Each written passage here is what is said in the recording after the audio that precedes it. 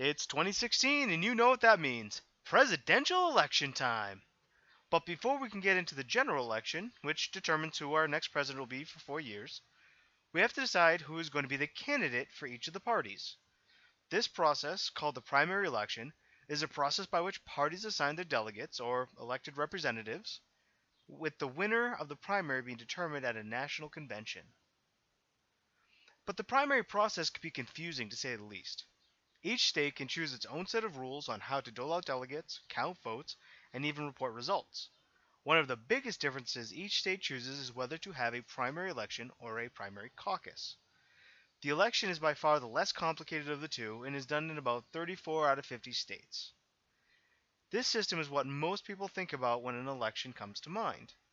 People go to a voting station and cast their ballot either by a written or electronic ballot.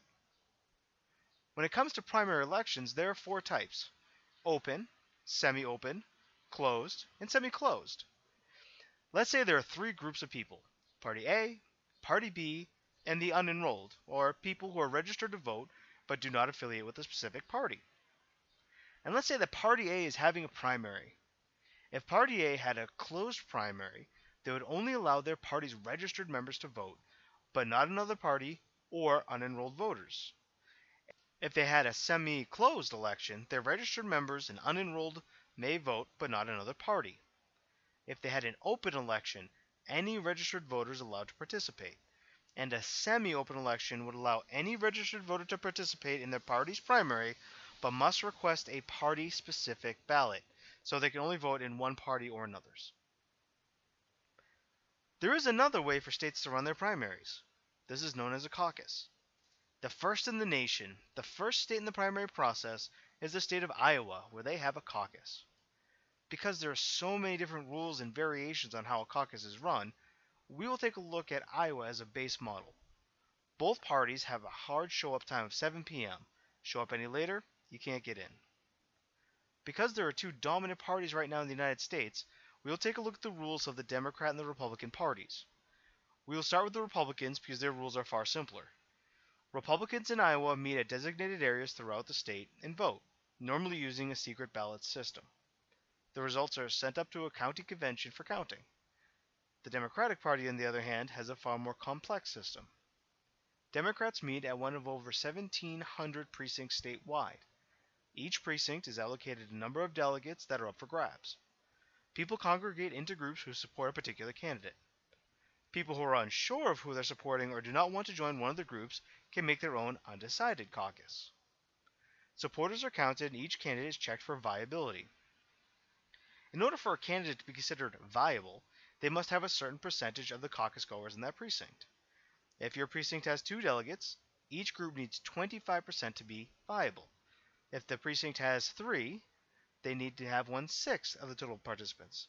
And if they have 4 or more, they need 15% of the caucus goers to be viable. If a precinct has only 1 delegate, it is determined by a simple majority vote.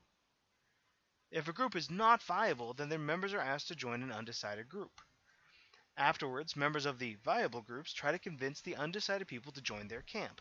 They do this with speeches, yelling their support, or any means that they can.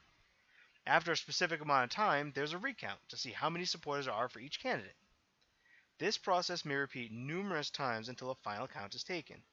Once a final count is done, they determine how many delegates each candidate gets by taking the total number of supporters, multiplying it by the number of delegates that are up for grabs in that precinct, then dividing it by the number of participants in the caucus for that precinct. In other words, they figure out what percent of participants are supporting each group and multiply that by the number of delegates. So, if John Doe got 60% of the participants, and there are 10 delegates in that precinct, he gets 6, while his opponent or opponents get the remaining 4. All numbers are then reported to the county and then up to the state party. If you have enjoyed this video, please go to www.massreform.org to check out our other videos. If you have a suggestion for a video, please feel free to email us with your idea. MassReform is an official 501c3 nonprofit organization that runs and operates solely on your donations. All donations are tax deductible, and every dollar goes towards educating people on the issues they want to learn about. From MassReform, this is John Norris.